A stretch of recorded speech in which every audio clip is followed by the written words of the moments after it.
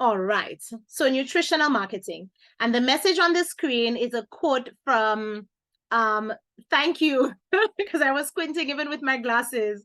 It's a quote from John Webb. He's the director of genetics and science at Maple Leaf Foods. And he says, we fail in our competitive position if we do not include health. Okay. And we know that nutritional marketing has a powerful effect on what people eat. And so we must include health. It cannot be any more about, we've been eating it since we were children. It grows on the island and it's good for you, so you should eat it. Why is it good for you? Why should I continue to eat it? How does it benefit me? And how does it stack up against other food products or types of food? Next slide, please. Okay, we can skip that one. They already introduced themselves. We already watched the video, so we can skip that one also. All right, so let's delve a little bit into the subject of marketing. What is marketing?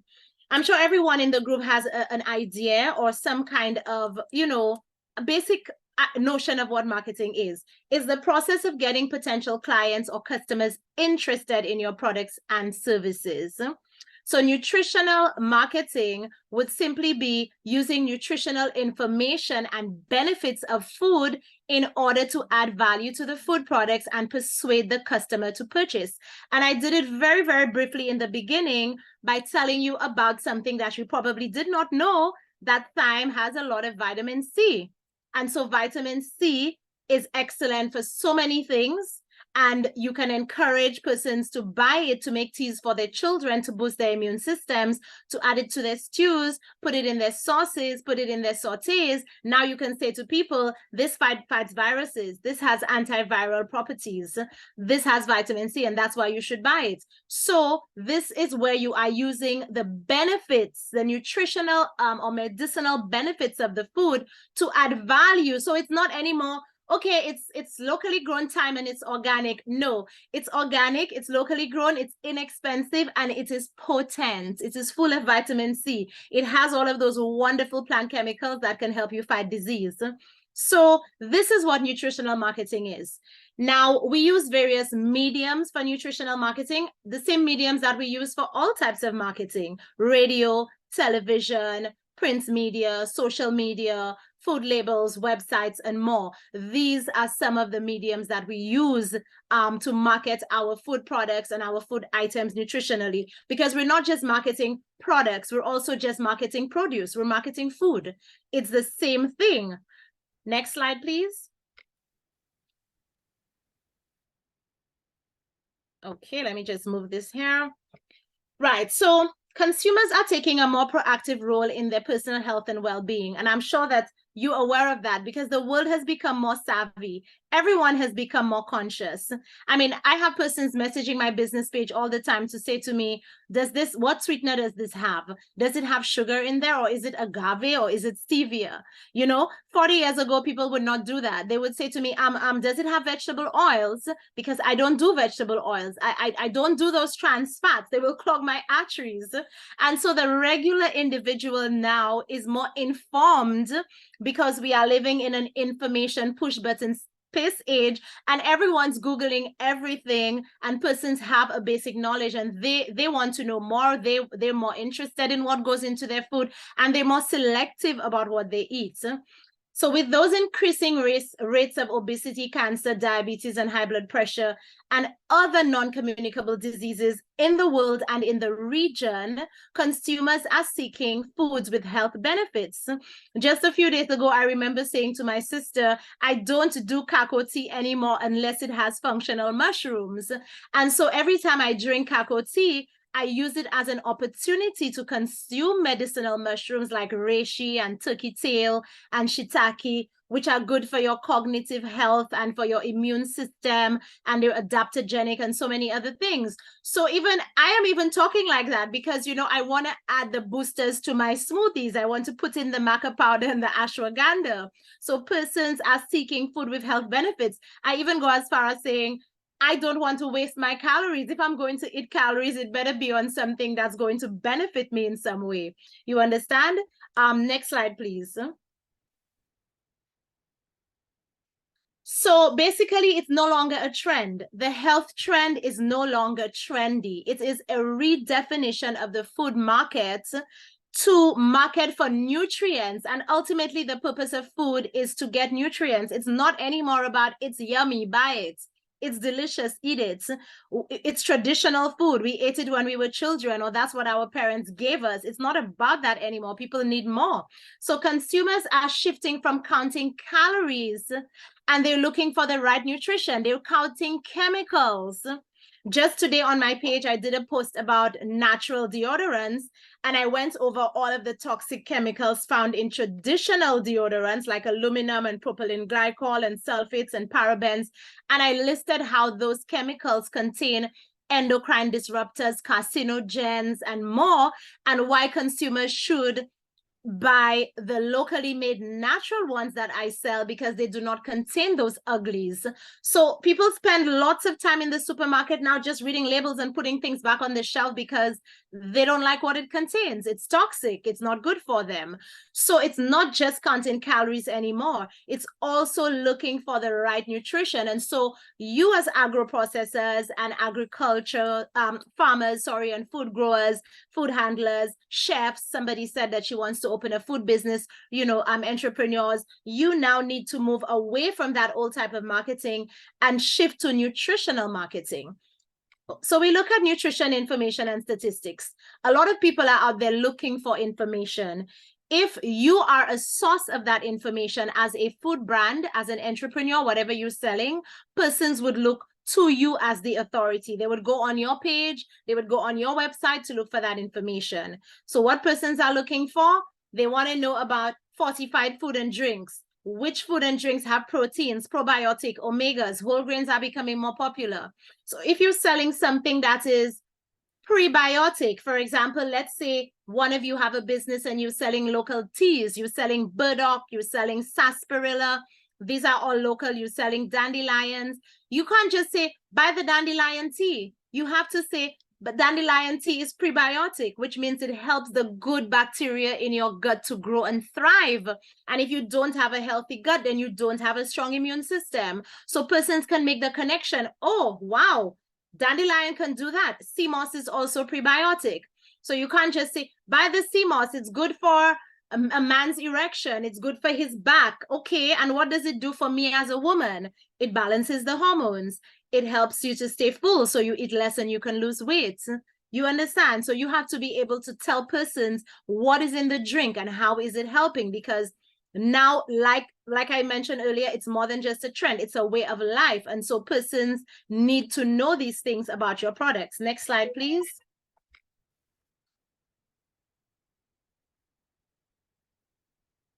Green and organic food. Consumers are becoming more interested in sustainable and unprocessed food choices. If you have products that fit into that category, make it a prominent message. I read somewhere a few days ago that the best is not what people go for. People go for the best known. I want to repeat that. People don't go for the best. They go for the best known. You could be selling an amazing product or produce, and if you don't know the wonderful properties about it, the medicinal properties, all of the plant chemicals and the flavonoids and the antioxidants and everything that it contains and how it can help the individual, if you don't know that to inform the consumer, it's useless, really. You're sitting on a gold mine and you're doing nothing about it. So persons are going to ask you questions. Is it green? You notice that there are some labels in the supermarket that says sustainably sourced, because they want you to know that they did not destroy the rainforest when they were making it, or they did not destroy the habitat of some wild animal. Persons want to know, is it cruelty free? Were any animals harmed when it was made? Persons want to know, is it in a plastic bottle or is it in a glass bottle, because glass is better for the environment. So persons want to know if you have sustainable food choices. Also, plant-based diets have become much more popular. Vegan products and vegan brands are on the rise. And to live a healthier, more sustainable life, consumers are reducing their meat consumption and going vegan. I'm one of those consumers. I am vegan, And so my business is vegan. It's green and plant-based as well. And right now in St. Lucia, there are 8 vegan restaurants. 20 years ago, there weren't 2 vegan restaurants. And so that just goes to show you that persons are becoming a lot more conscious, and some of them are even moving away from meat. And so you have a business and you're only selling CMOS drinks with cow's milk. You know what I'm saying? Cow's milk is dairy. A lot of persons of color are lactose intolerant, and some persons, because of information that is available to them now and the exposure to it, they've decided, I don't want dairy. Dairy has lactose. I get bloating from dairy. Or, you know, I don't want to drink milk from cows that are impregnated all year round. They think it's cruel and they don't want to drink it. Or they will tell you, you know, milk produces mucus. I don't want to drink the milk. Some persons still do, but some do not. What are your alternatives? Are you still making foods with only dairy products when you should be making some that are plant-based so that you can reach a wider group of consumers? Next slide, please. Food as medicine, which is another category, which is what I mentioned earlier for me. That is what I did. I use food as medicine, and that is the motto of my business. So the rates of obesity, type 2 diabetes, and other diseases are increasing. Right here in St. Lucia, the #1 cause of death is coronary heart disease. #2 is, guess what? Stroke, high blood pressure, from high blood pressure. And the third is diabetes. So these are chronic lifestyle diseases. And so the food sector has to respond to the consumer's demand with healthier food messages. We look at things like bitter melon. Some islands call it karaili. Okay, bitter melon has compounds that are scientifically shown to reduce blood sugar levels. Are we just telling people buy bitter melon and they're thinking, oh my God, bitter melon is gross. How can I eat this thing? It's yuck. Are we giving our consumers ideas of how to reduce the bitterness by soaking it in salt, then rinsing it out? Are we giving them recipes on our websites and pages of how they can prepare it and telling them how it can help their blood sugar levels in a region that has high rates of diabetes? Let's look at our everyday red hibiscus, loaded with vitamin C, great for the heart, excellent for high blood pressure. In fact, there are actual documented studies of how hibiscus lowers blood pressure. Are we encouraging our people? Are we drying hibiscus? Are we selling it? And are we telling people hibiscus can do that for you? So these are examples of food as medicine, because we know that food has pigments. Those pigments have antioxidants. They represent different nutrients, and those nutrients fight disease. So that is where the food as medicine comes in. Next slide, please. Whoever has the mic, can you please mute it, please? Mute your mic. I don't know who it is. Latoya, maybe you can check, but please mute your mic if you're not speaking. Thank you. Okay, so creating and applying healthy messages is good for health, and of course, it is good for business. Consumers are concerned about their health, and they take those health messages very seriously. Making the food health connection by teaching consumers how the food they eat can improve their health is a critical aspect of nutritional marketing. For example, let's take our boring watermelon that sometimes people call nature's Viagra. We look at watermelon when it's in season, and you know, we're bored with it. We're like, oh my gosh, it's just too much watermelon. I'm tired of it. I don't want to eat any more of it. But do we make our buyers understand that watermelon has L-citrulline, a potent amino acid, which is a vasodilator? Do we tell them how it can help with blood flow, open up the blood vessels, help with nerve damage and nerve issues? It's not just a refreshing fruit that you have too much of in the summer and you get bored with it and you don't want it anymore. And then, of course, we can suggest ways they can prepare it. They can juice it. They can add a little basil or a little mint or a little lime to it and make it into a refreshing drink. It's not just about buying it off the road and eating it. So there are different ways that you can encourage people to consume it. But once they know what it can do for them, they are more likely to purchase it and purchase more of it. Next slide.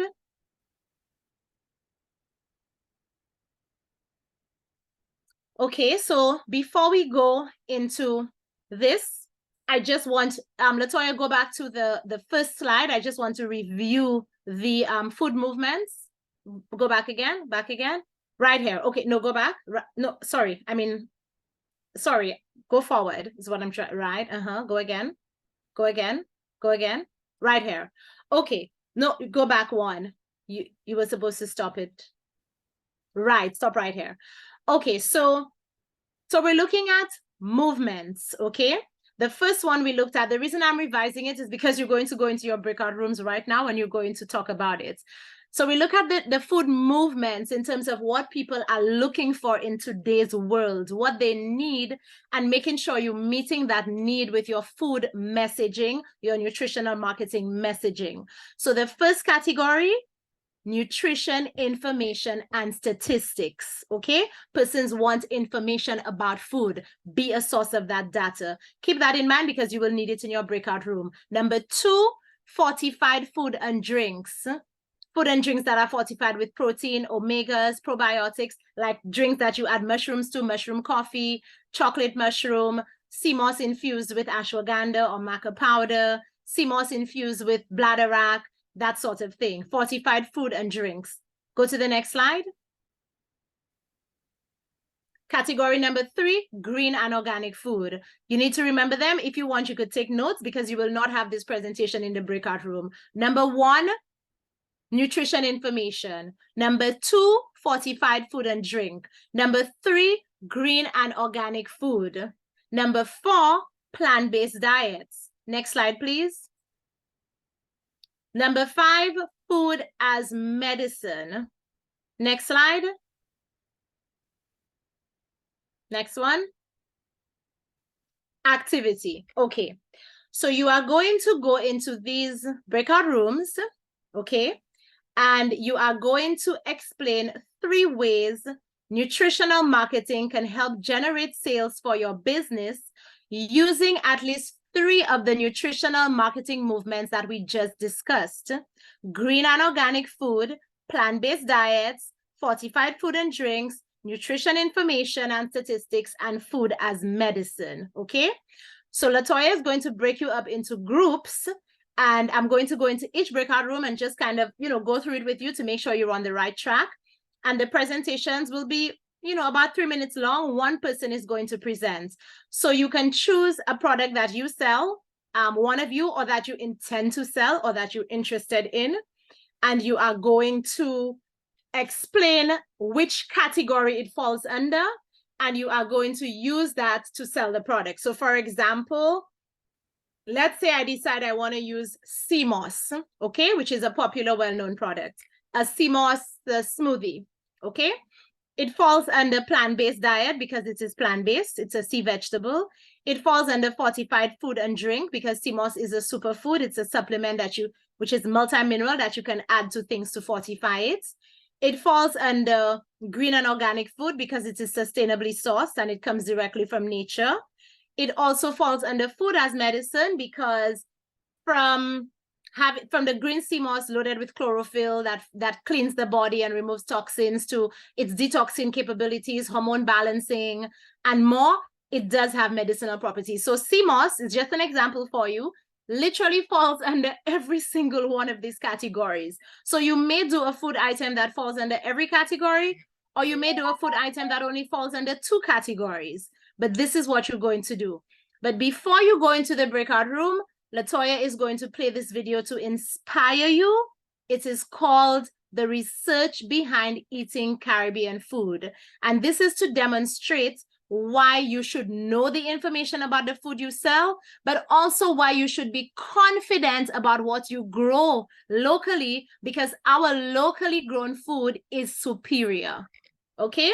So Toya, you can go ahead and then you break them into the breakout rooms after the video to do the little activity. Okay?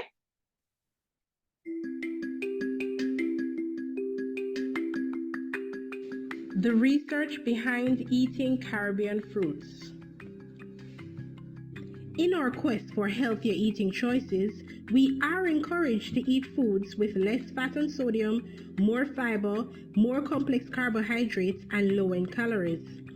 The foods that are most promoted are usually imported ones, since more is known about them than our local foods. We may therefore seek out whole grain cereals and breads, fruits such as the American apple, plum, and grapes, and vegetables such as broccoli and cauliflower. But how do our local foods compare? Who has not heard the adage, an apple a day keeps the doctor away? This is probably because the American apple has fiber to facilitate gut health and rid the body of waste. But did you know that one guava fruit has 4 times the amount of fiber, slightly more potassium, and 19 times the amount of vitamin C as an American apple? In comparison to a whole bunch of grapes, one guava has 25 times more vitamin C, 4 times more fiber, and about the same potassium. Likewise, it would take 15 American apples to supply the vitamin C content of one West Indian cherry. Cranberry juice has become very popular because of its benefit to bladder health. But have you thought that similar benefits could be had from coconut water at less than half the calories and with appreciably more potassium? A glass of cranberry juice will provide about 150 to 200 calories, while the same glass of coconut water contains only 50 calories while giving 400 milligram potassium compared to 60 milligram for cranberry juice. For those concerned about the sodium content of coconut water, be assured that a single glass will provide only 60 milligram sodium compared to 700 milligram in V8 canned vegetable juice. Also, be assured that the coconut water has no fat. The fat of coconut resides in the jelly and will thus be found in coconut milk, but there's no cholesterol since the coconut is of plant origin and cholesterol is found only in foods of animal origin. This means that butter will have cholesterol, but coconut milk, like the vegetable margarines, is free of cholesterol. Moreover, the traditional way of cooking with coconut milk for flavor is better than using margarine, which is often substituted in porridge, rice and peas, and soups. A tablespoon of coconut milk has only 38 calories and 4 gram fat, compared to 111 calories in the same amount of margarine and 11.5 grams fat. Also, the fat in coconut is healthier for the body than margarine fat. Two other sources of fat that are often mislabeled are the Jamaican ackee and the avocado pear. Neither has any cholesterol, and the fat is monounsaturated. That is the same type of fat that we pay so much for in the olive oil. The Irish potato, brown rice, and whole kernel corn provide the least fiber per serving. Those of better value are whole wheat bread, green banana, and sweet potato, providing 1.5 gram per serving of about 70 calories. Richer still is rolled oats at 1.96 gram, but topping the list, you guessed it, or local breadfruit at 2.45 for a serving of 2 slices. So next time when you reach for the foreign goods on the shelf, don't forget, our local products are the best. This research was conducted by Nutritional.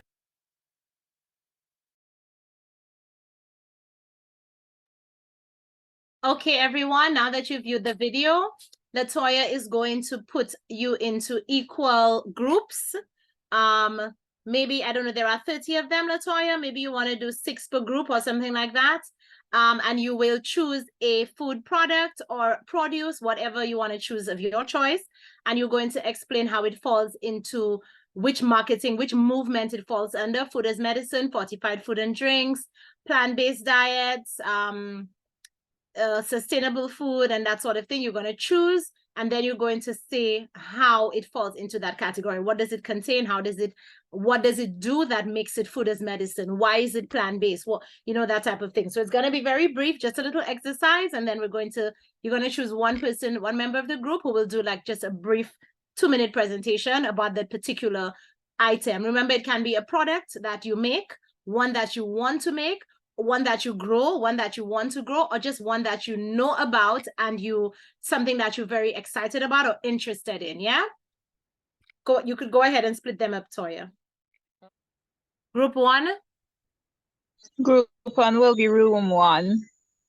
We room 3, room so 1. Yes, room 1.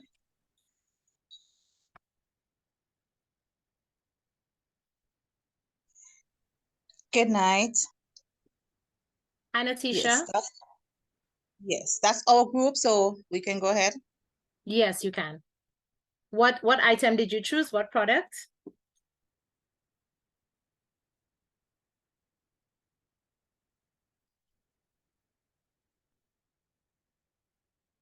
Go ahead, Natisha. What did you choose? Which item did you choose? Your group? And I'm not seeing the person who was supposed to be doing the presentation. Probably they got kicked out. Okay. We're doing coconut oil. Mm-hmm.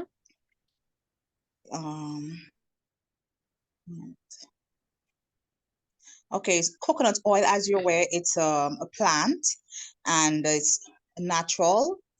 It's all natural. The coconut oil product is animal free. Mm-hmm. It's the oil is good for vegans, so you can have it. It add an extra flavor to your dishes. So if you don't add meat, you won't even miss the meat you're using oil. It's fortified. You can use it in your smoothies. You can use it in your porridges. You can use it in your juice. You can even have a teaspoon of coconut oil. It's very good for your immune system. It's great for your hair, skins, and nails. Coconut oil can also be used as anti-aging for those who are, well, for all of us. You can put it on your face. It's great for your skin. It reduces wrinkles. The nutritional, it have vitamins in it, vitamin E, of course, because it's good for your hair, nails, and skin. And it's a healthier oil statistic that show that it's in the leading 10, I believe, for the most healthiest oil, plant-based oil that there is throughout the world. Okay. And which Medicine, Natisha, which tons. sorry, without cutting you short, because you know it's just a very short presentation and there are other groups, because I know what you can say about coconut oil is exhaustive. There's so much. So tell us, what categories does it fall under? The marketing, the segments. I was reading it in I was just reading it. Okay. So green and organic, it's natural. Because and I wouldn't say organic because 3 years and all that. That's not the process, but it's away from a lot of spraying, but not too much. Animal does not. Most animals, first to get it, no animal is harmed. Most animals are away from the trees. Only scorpion, but we don't harm them. Plant-based, it's a plant, so vegan, you have it, you love it. Fortified, it has vitamins and minerals. So you can add to your drink. You can have it as a drink, a teaspoon per day. It boosts your immunity. It fights off a lot of infections. I can't go into details because of the amount of time. Yes. Okay. So we're good, Natisha. Yeah. I wanted to tell you that yes, you all have done a great job. It's enough because you can't list everything. It will take up too much time. But that was great. Yes. We get it. The information you provided, good stuff, and of course your categories are also accurate. Thank you very much, room 1. Let's move to room 2. 1, we did well. You did great. Huh? All right, let's move on to room 2. Okay, room 2, we did the pumpkin. And what we said that the pumpkin, every single part of the pumpkin had a use. Every part of the pumpkin can be used. First, we start with the flesh of the pumpkin. And the flesh of the pumpkin aids in digestion. It helps to calm the body. It prevents constipation. It helps to reduce jaundice. It helps with eczema. And it lowers the risk of prostate and lung cancer. It calms the body as well. So if you're in pain, it helps to calm the body. The pumpkin skin can be used. It's high in potassium and it helps to lower high blood pressure. And it is high fiber. The pumpkin skin, it is high fiber. The pumpkin seeds, they can be used for diarrhea, to check diarrhea and nausea. It also helps in the development of your brain cells. Okay, awesome. Okay, Sheila, I don't want to cut you off here with your benefits, but I know it's a lot, and we have to, you know, we have to move back to the presentation. So tell us what categories it falls under. It falls under all of the categories. It's food as medicine. It is a plant, and even the leaves can be used to do dishwashing. It's green and organic. It could be used to fortify food and drink. The nutritional information is phenomenal because it has so many uses, as well as we can promote it as flour, punches, ice cream, pies, breads, nutritional bars, etc., etc. Good job, room 2. Sheila, thank you so much for presenting. Well done. Awesome. Let's move to the next group.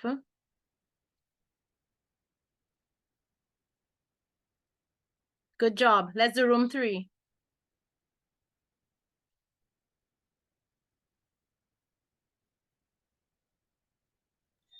Okay, so room 3, we would have chosen almond.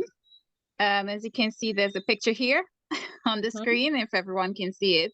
That's an almond tree. And the reason why we chose it is because we're not seeing it being displayed on our open market locally. There's so many benefits.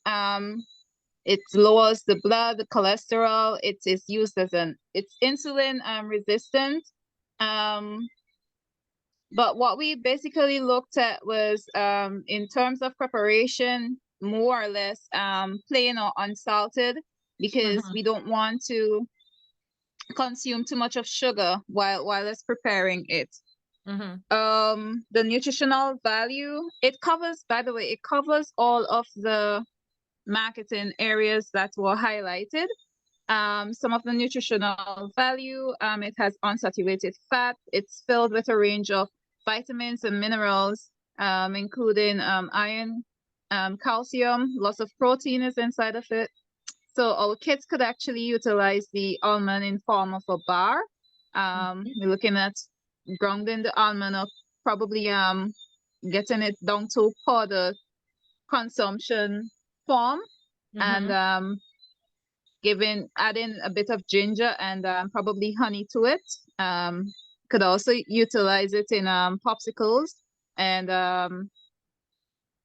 ice cream, because it's a plant-based food item.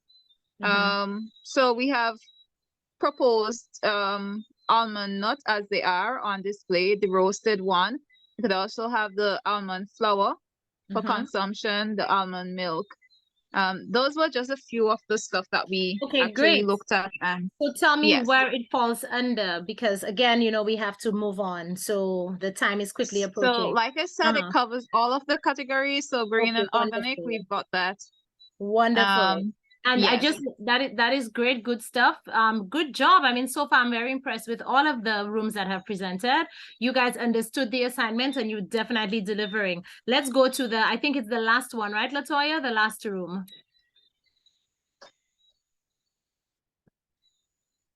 Is it? No, I think we had number 4. Am I correct? Okay, so we're missing 4 and 5.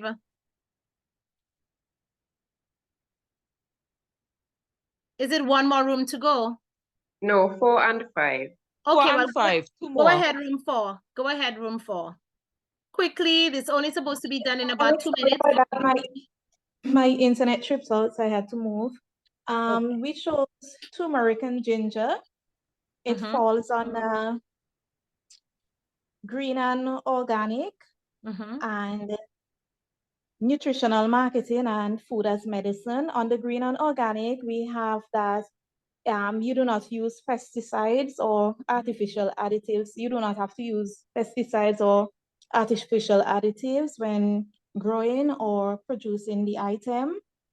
And on the food as medicine, we have different benefits such as it boosts the immune system, fights inflammation, supports digestive system, energizes your body, and improves cognitive and cardiovascular health. Okay. And what movement does it fall under? Food as medicine, green and organic. That's it? Isn't I it have plant-based? Also also. vegan? Yes.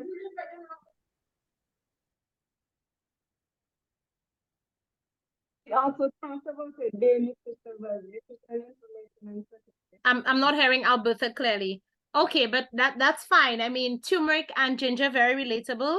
Both of them grow in the region. And I still believe that, again, there are so many ways that we can use them that we're not, you know, we don't even understand the power of it. So as, you know, all what it has to offer. So that was a good choice. Thank you so much, room 4. Thank you, Alberta. Let's move to the next group. Room 5. Okay. For group 5, kale is king. It ticks all the boxes. For nutritional information, it can be used in a range of dishes and so on, such as smoothies, salads, wraps. You can make chips, you name it. Awesome. It is green and organic. We produce it in a controlled environment using aquaponics.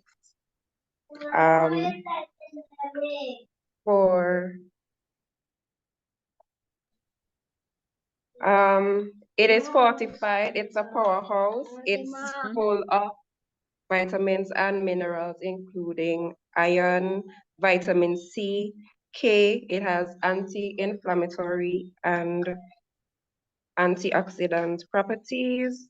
It is sustainably packaged and sourced. We use banana leaves for our packaging, and it supports plant-based diet. Wonderful. Love it. Very precise, concise, to the point, and good job. And again, some, you know, produce that everybody's familiar with. We grow. It's very popular, very common in the region.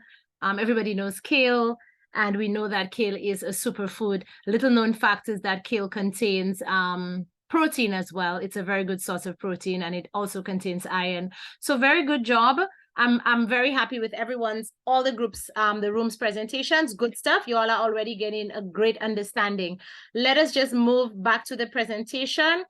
You would have seen the video about the nutrition behind Caribbean foods, which again would, I hope, inspire you into realizing that what we grow, what we eat, and what we sell is very potent, is very powerful, and we have so many benefits in there that it is very easy for us to kind of motivate and inspire persons to eat local. Okay, let's move to the next slide, please.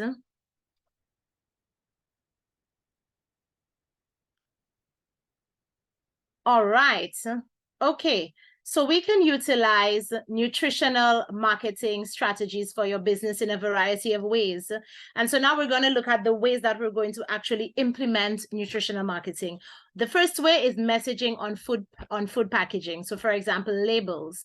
We can do campaigns. For example, for the month of November, it's diabetic month. You can focus on everything to do with diabetes, the foods that aid diabetes, the natural foods that diabetics should be eating, what is low glycemic in nature, and that sort of thing. Then we have direct nutrition education, which of course persons come to your page, your social media platforms, your websites, or they ask you questions about, and you need to have the knowledge, you need to be informed so you can guide them accordingly. Next slide, please. All right, so let's deal with the first one. Messaging on food packaging, labeling, which is extremely important. This is an excellent opportunity for food processors to help consumers because consumer-friendly nutritional labeling combined with credible messaging is a powerful marketing tool.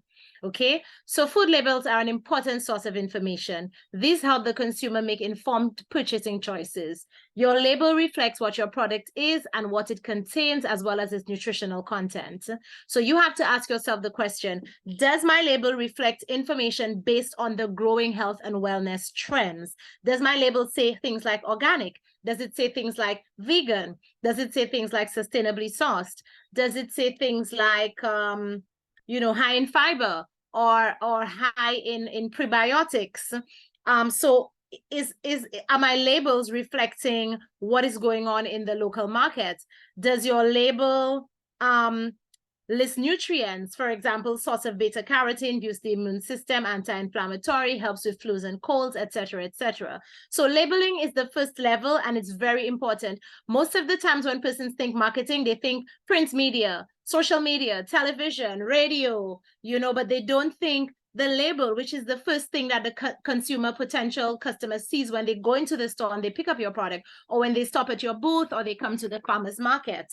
Next slide, please. Okay, so this is another thing. When you're creating your labels, and some of you in the group said that you're into agro-processing and you want to be able to do it right, yeah?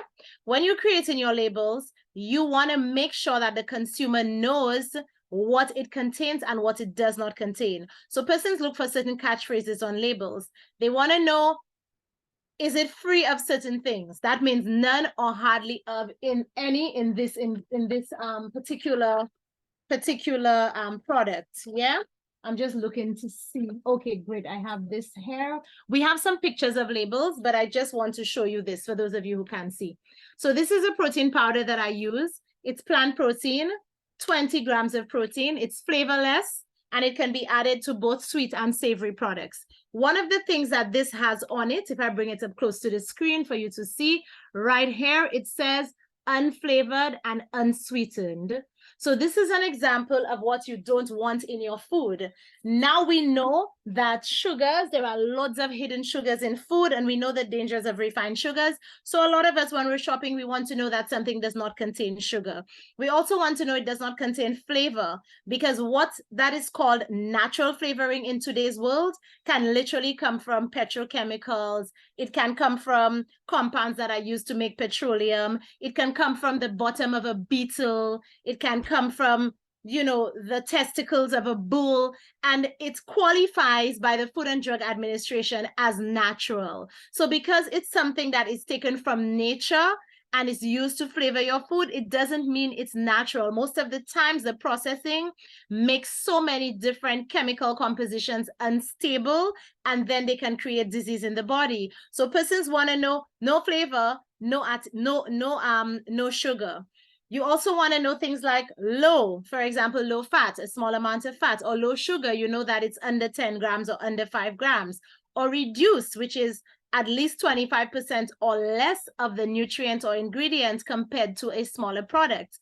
And then there's light, which can be used on foods that are reduced in fat or calories, or you reduce the salt. For example, a typical potato chip, a typical salty snack may have 300 grams of sodium, but lightly salted will probably tell you that, it maybe only has about 60 grams of sodium. So it is important that persons see those phrases on the labels so they know that the food product does not contain those, those bad ingredients that they do not want in their food. Next slide, please.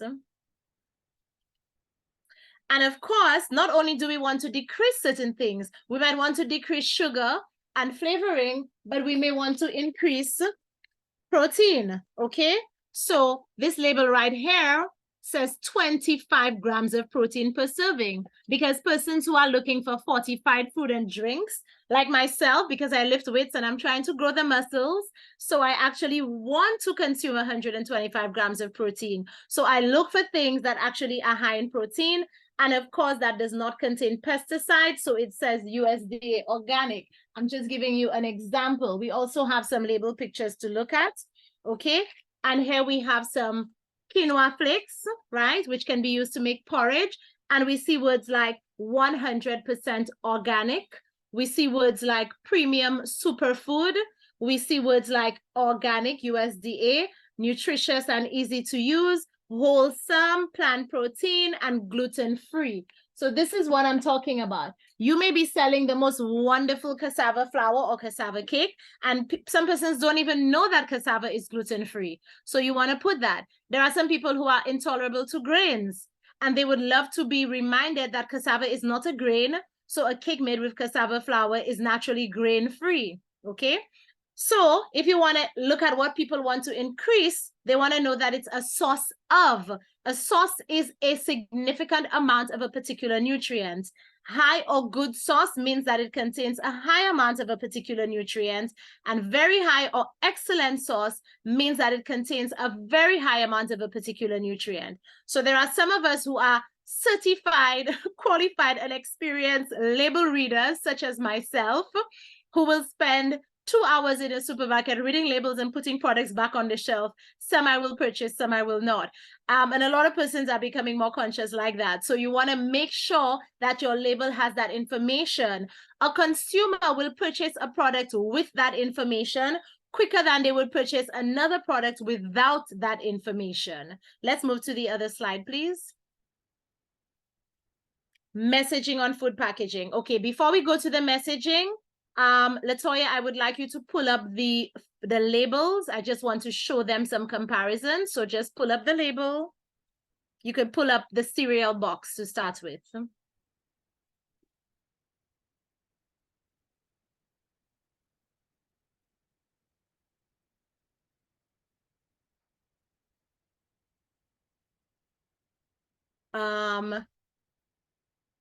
The one to the bottom that says super grain, whatever down there, the cereal, right? Yes, that one. Okay, lovely. So this is an example, guys, that you can look at even more clearly than the ones that I was showing you on my end. And it says, okay, before, I'm not even going to tell you, I want you to tell me, what does this label say to you? What are the things that it does not contain, and what are the things that it contains, or the things that it's comprised of? What food segments does it fall into? By now you should know, because you guys did an excellent job at the exercise in the breakout rooms. So you tell me about that label. Gluten-free. Lovely. So it tells you that it has no gluten. Wonderful. Next person. Organic and vegan. Lovely. So it falls under the organic and the vegan movement. Next person. Lactose-free. Lovely, because it says milk. Awesome. So people who are lactose intolerant or who just doesn't want to consume dairy. Wonderful. Okay, what else? Source of fiber. Lovely. Wonderful. Right. Next. It has buckwheat, oats, and quinoa. Ingredients, but what else? There's a little box right there that says, what does it say? The little green box. Say it again, let me hear. Whole grains. Lovely. Okay, so you got it. So you were able to pick up everything right then and there from that label. Organic, gluten-free, da-da-da. Okay, let's move to, let's just compare this. Okay. Latoya, I want you to pull up the label of the cassava, the furin at the bottom, the cassava product from Yucca Delights. Yes, that one. Lovely. Okay, now I want you to compare what you just identified and pointed out to this packaging, which says Yucca Delights furin. Does this tell you anything? Does it appeal to any kind of movement? Is there any information in there? If you are a consumer and you went to the store to buy something and you want to be informed about what's in the product, tell me if you feel that this product informs you. Oh. No, it's not. It's not saying that it's rich in fiber or anything of that sort. It is just highlighting the address, contact information, and there's a caption there. Very good. Along with the amount that is within the package itself. Lovely. So it's pretty much just telling you what you already know. It's furin. It contains cassava. That's who makes it. Okay, it's made in St. Lucia, wherever. Okay, but what else? Okay, so this is what I'm talking about. Now, this is local packaging compared to imported packaging, which is so catchy and has all of this vivid information that someone can just be like, oh my gosh, oh, okay, gluten-free, vegan, I'm gonna buy this. Okay, let's go to the chickpea flour, Latoya. That's the second one to the top. Yeah. Okay, here's another example. What are some of the messaging you all see? Non-GMO. Lovely. It's known as bean flour, garbanzo bean flour. So it tells you Okay. it has beans. Yeah, so it tells you another name. So people who don't know it as chickpea will be able to identify. What else? Gluten-free, GM. Lovely. And I'll tell you something. Stone ground is also very important because stone ground means minimal processing. It means the traditional way of grinding it. So that means it retains more of its nutrients, because anything that is overly processed is also nutrient deprived. So these are important messaging. Lovely. And why do you think they say at the top an employee-owned company? Why do you think they say that? Because they want to appeal to your, your philanthropic and humanity to support. Oh my God, this business is owned by the employees. It's a bunch of regular people like you and me who come together and start a business. I want to support it. It makes you feel that nice warm feeling inside of you that you feel when you want to support small businesses, and you're like, you know what? I'm not going to be supporting the big businesses today. I'm going to go out and support the small homegrown businesses. So it tells you that it's employee owned. All of these words are put on there to appeal to something inside of you, an emotion, a feeling, a thought, to make you purchase the product. Let's look at the buckwheat. That's the third one. Same thing. Gluten-free, organic, non-GMO. You understand. You get the drill. Let's go to Anthony's organic, right? And I think the pity of the man makes it very personal as well. That too, exactly. Here we go again. What do you see?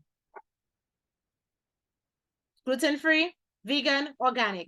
Now let's go to the moringa from St. Lucia. Let's look at the moringa. Okay, what do you see? Tell me what you see on this packaging.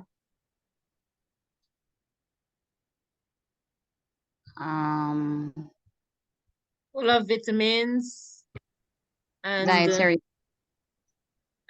antioxidants. I'm not saying it clearly, but anti somebody. And Okay, dietary supplements. So that's why you want to make it a little bigger. I can't even see it myself with my extra eyes. The antioxidants, vegan friendly. Antioxidants, right. amino acids. All right. So there is something in this supplement, vegan friendly, full of vitamins, amino acids, antioxidants. Okay. There's some basic information, which is not bad, but I'm sure if some of you had that package, you certainly would add some more to it. Yeah, I am sure, because you can certainly bring out more of the blood sugar control. Okay. Anti-cancer. Moringa is a perfect protein, meaning it has all the essential amino acids to make it a perfect protein. So there's a lot more that could have been there, but yes, there is some. Okay, so let's go back to the slide presentation. I just wanted to kind of give you examples of what you want to see coming out in your packaging when you make your products. Yeah. All right, back to the slide. Okay, so we're dealing with labels still, and we're saying that all health claims must be supported by science. So I have heard some crazy bogus things that people say when they're trying to sell products. You don't want to do that, okay? You don't want to tell people that it's going to give men the best erection ever when the product has absolutely nothing to do with virility or erections. You understand? Sometimes people do those things to sell products. It is fraudulent, so you don't want to do that. All your claims, your messaging must be supported by science. These are the broadest in nature. They do not refer to any specific health effect, disease, or condition. So it's a general claim. For example, on the moringa packaging, it said antioxidants, dietary fiber. That's just a general claim. Functional claim is a statement about the specific beneficial effects that the consumption of a food or food constituent has on normal functions of biological activities of the body. So for example, consuming 7 grams of fiber can reduce your risk consuming 7 grams of fiber from oatmeal promotes regularity. That is a fact. 7 grams of fiber a day can help with regularity. That is a biological activity, and to be regular, you must consume fiber. Okay? Then there's disease risk reduction and the therapeutic claim. This is a statement that links a food or food constituent to reducing the risk of developing a certain disease. So diet-related disease. Example, healthy diet rich in vegetables and fruit may help reduce the risk of certain cancer, okay? Then if you want to take it even deeper, you can say things like the chlorophyll that is found in green leafy vegetables is a powerful detoxifier. Chlorophyll binds to heavy metals and other toxins and bacteria and eradicates them from the body. That is a fact. Chlorophyll does that. There are studies to prove it and so on. So that's when you go in a little deeper. You can talk about, for example, the anthocyanins found in the purple food groups like purple eggplant, purple cabbage, grapes, purple grapes. So we have the food pigments, and those pigments are associated with particular medicinal and health benefits. And so you could tie it in. It is a fact that all purple and blue foods contain anthocyanins, which is a type of flavonoid, and they have those antioxidant properties. What makes green vegetables green is the chlorophyll. Then we look at the white foods, like the immunity foods, like the garlic and the onions that contains food like compounds like quercetin and allicin, which is good for immunity and so on. So you can go in and really show how those chemicals and those things in your plants and so on help with health, but you just have to make sure that it is accurate and it is factual. Let's go to the next slide.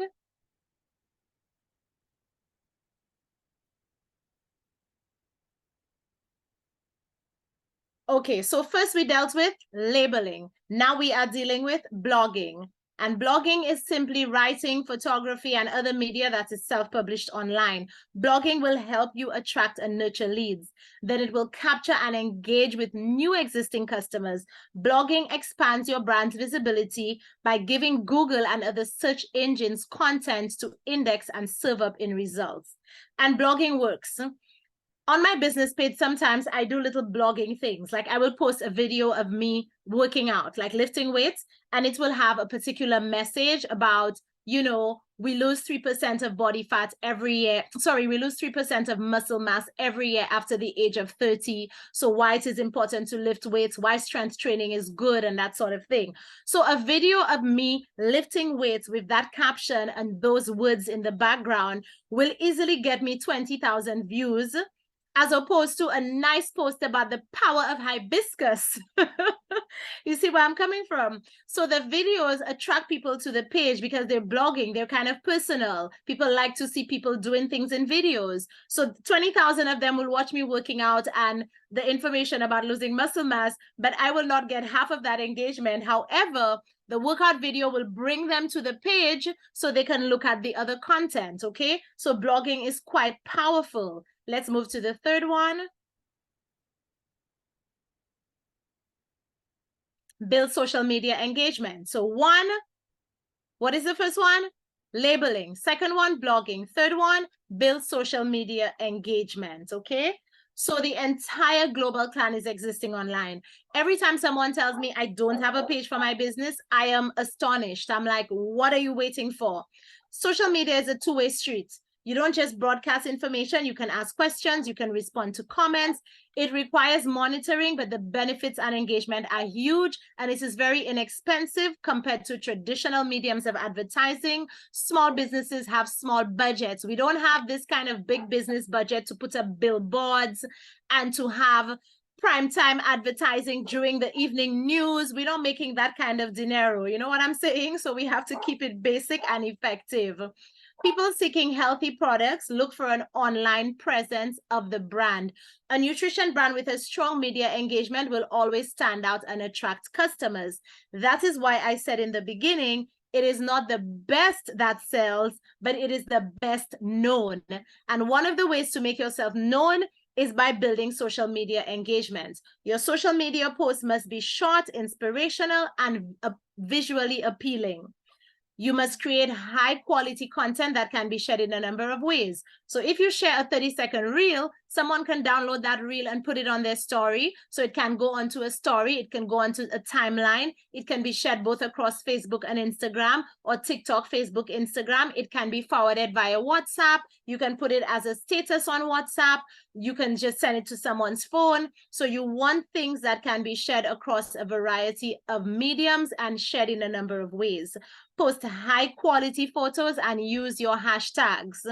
Okay, so that persons who are searching within that community can get that information. So for example, hashtag vegan, hashtag organic, hashtag plant-based, hashtag gluten-free, hashtag superfood, hashtag CMOS, hashtag food is medicine, whatever, but you want to put in those hashtags, okay?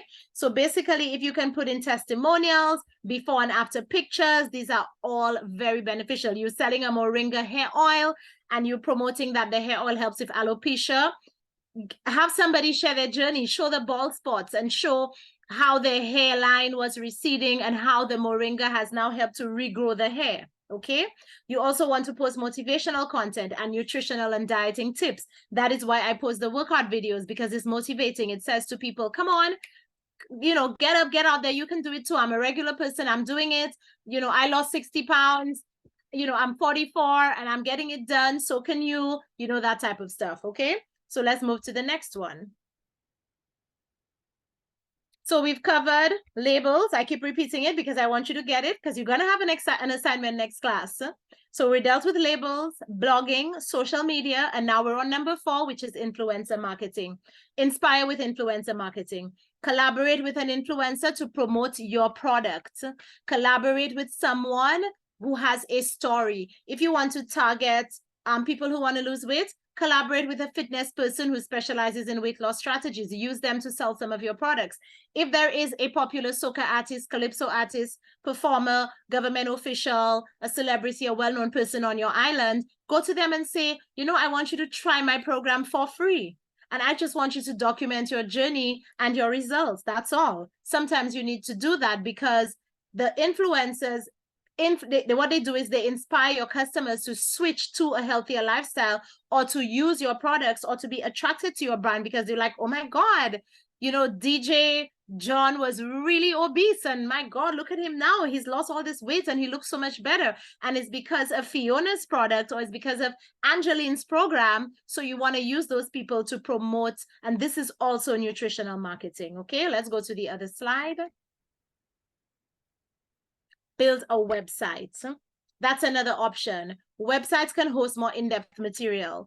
Understand that everyone is different. And some persons respond better to videos and infographics, while others prefer to read white papers and case studies. There are some people on the internet, they want to read all the studies on PubMed. They want to know what is all the, the science that backs up this and backs that up, and the supporting documents. So the key is to deliver the right content at the right time, depending on where your consumers are in the sales cycle. So a website will be different from social media.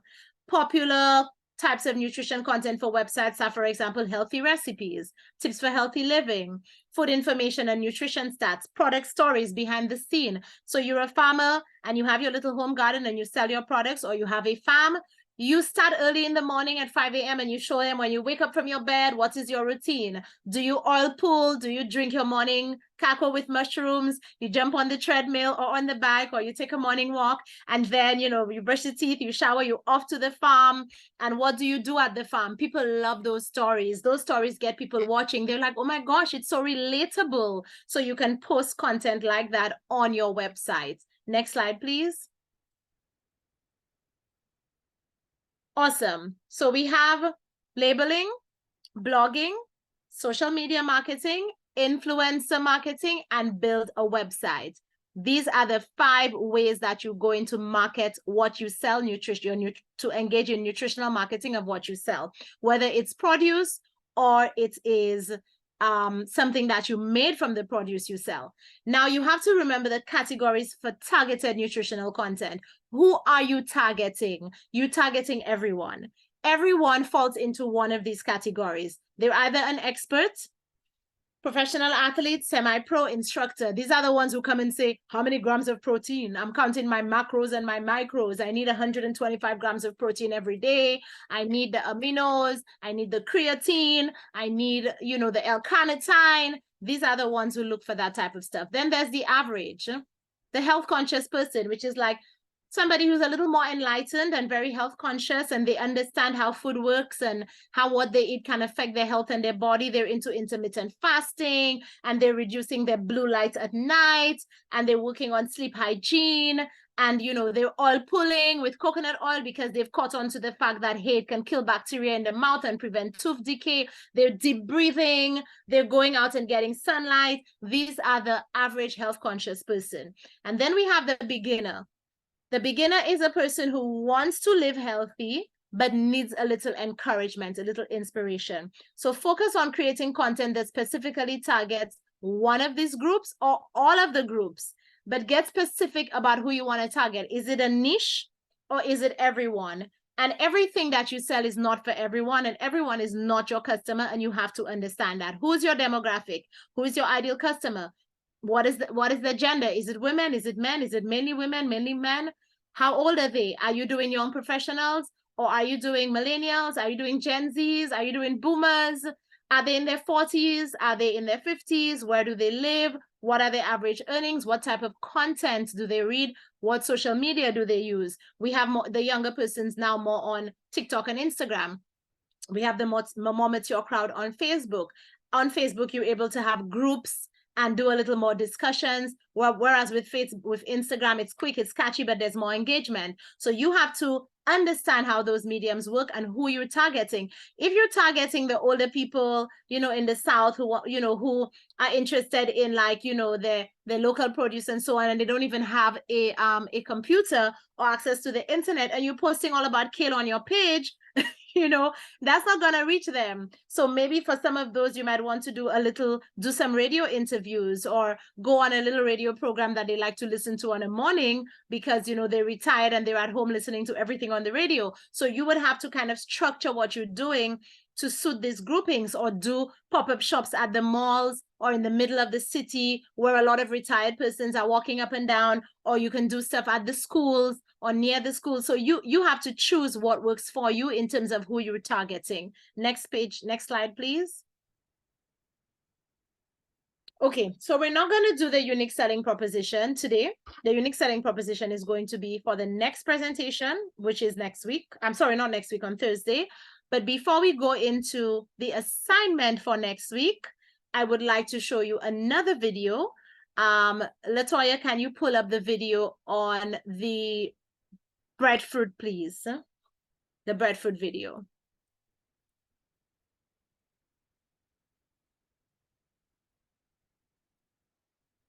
And when you're done with the breadfruit, go straight into the passion fruit video.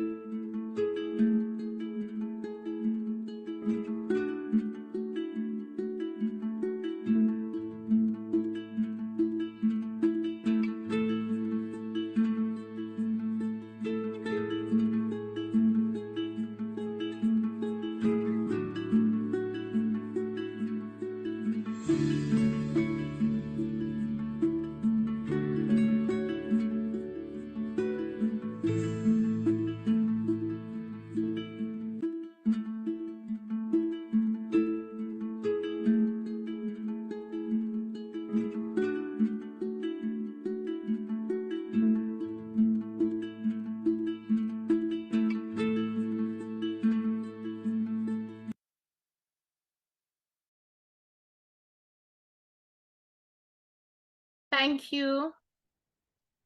Thank you, Latoya. And the purpose of having you view those videos is for you to get a good understanding of what it is to put information out there, not just about things that we process, like if we make a flour or a cake or a candy or a drink, but you can actually promote produce, whether it's breadfruit, whether it's sugar apples or passion fruits or orange. These are vital, powerful, whole natural foods. And there's always something that you can say about it. And also things that people may not even know of. You know, like in recent times, people are catching on to the fact that papaya seeds are anti-parasitic. Our grandmothers and great-grandmothers have always known, and they would grind it and give it to us to drink or tell us chew the seeds. But now people are making powders out of the seeds and selling those powders that you can dissolve in water to eliminate parasites from the body. You know, in the past, persons were more focused on the flesh. This is an entire business in and of itself to do the papaya seeds. So it's important that you understand that. Now, this leads us to the assignment for next week. Why do I keep saying next week? For Thursday, Latoya, pull up the assignment information so we can just kind of go over it so we can end the session. Okay, great. So participants will be divided into 5 groups. It can be 6 as well. Latoya will do it as she sees fits based on the numbers. You need to choose one product. So it's a bigger version of what you were doing in the breakout room. So you need to choose a product or produce sold by a member of the group, or a product someone would like to sell in the future. So it doesn't have to be something that you sell now. It can be something that you plan to sell. Examples can include plantain cake, sugar-free fruit juice, sweet potato granola, banana flour, cassava bread, breadfruit, sweet potato, yam, herbal teas, supplements, poultry, CMOS gels, waffles made with local flours, kombuchas, cold pressed juices, smoothies, protein shakes, and so much more. So what you're going to do, you're going to advertise or pitch that product using the nutritional marketing strategies outlined in the document. So whichever product that you're going to be highlighting, you will determine whether you want to do a label, whether you want to do a blog post, an influencer marketing post, a website infomercial. So you will choose, or maybe an Instagram reel or a short TikTok video or one of those Facebook slides, whatever. So you will choose how you want to present it. Any medium can be used. Print, Instagram, reel, TikTok, Facebook, jingle, television, radio ad, it's your choice. But you're going to present this on Thursday in hour number 2. So hour number 2 is strictly presentation, because application is the most important part of learning. It makes no sense to have all this information in your head and you don't know how to apply it. So you're going to apply what you've learned in terms of how you're going to pitch your product nutritionally.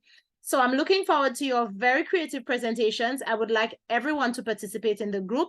We have had instances in the past where 1 or 2 persons in the group do all the work. That is not acceptable. You have time, you can work virtually or face-to-face. You choose how you want to interact with each other. Ignore the date. That was for the last cohort. So basically, if you're going to do a video, if that's your method of delivery, the video must be submitted to Latoya tomorrow, because Latoya, the next class is on Thursday, right? Yes, it is. Thursday, Exactly. 6 p.m. sharp. Exactly. So you want to get that class into her, let's say by 12 p.m. on Thursday. You want to make sure you get that stuff into her. So basically, you all have one day, which is tomorrow, to work on this. You did so amazing in the breakout rooms. I have no doubt that you will ace it. Okay. So this is your assignment. Please go all out. Make it creative, make it colorful, make it vivid, make it bright. And, apply the knowledge, whatever you've learned in terms of your groupings. You want to be able to highlight, if you're doing a label, is it green and organic?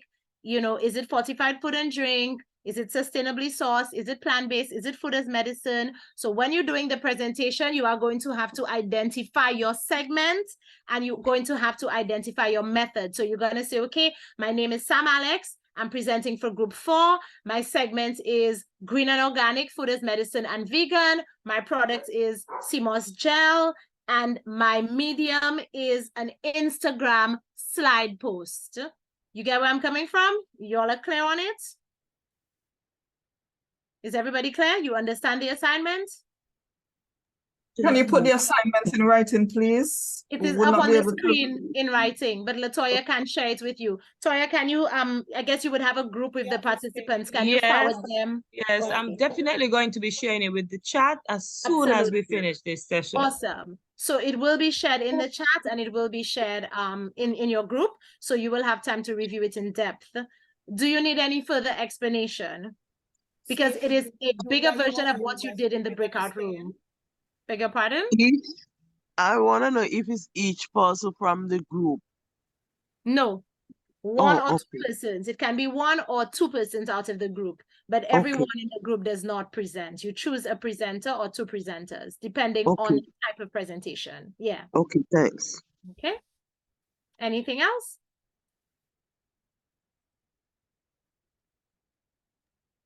I am just concerned about the time because we only have tomorrow and then all of us are working. So I'm thinking, how would we get together to do a video? Well, guess what? You did it in a breakout room in 5 minutes and you were amazing. I think that you can definitely make a few minutes, take a few minutes at some point in the evening or something and put stuff together. It shouldn't take that long. The other groups have done it before. Trust me, it's not that hard. You'll be fine. Okay, look. Anybody else? Okay, ladies. So any questions on anything that we've gone over? We will be doing a quick review at the next class. So we're going to do a quick review.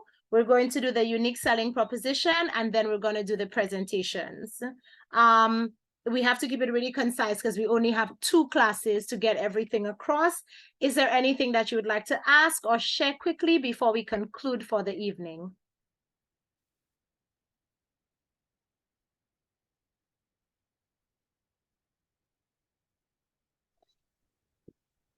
Okay, so that means everybody's good and everybody's clear. So Latoya,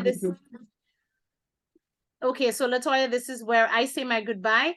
Guys, it was a pleasure sharing with you and you know, being here and talking about something that I'm very passionate about. And I look forward to your presentations next week. I have a very, very positive feeling about it. I loved what I saw in the breakout rooms. And I'm looking forward to seeing you demonstrate and explain how you're going to market your products, okay?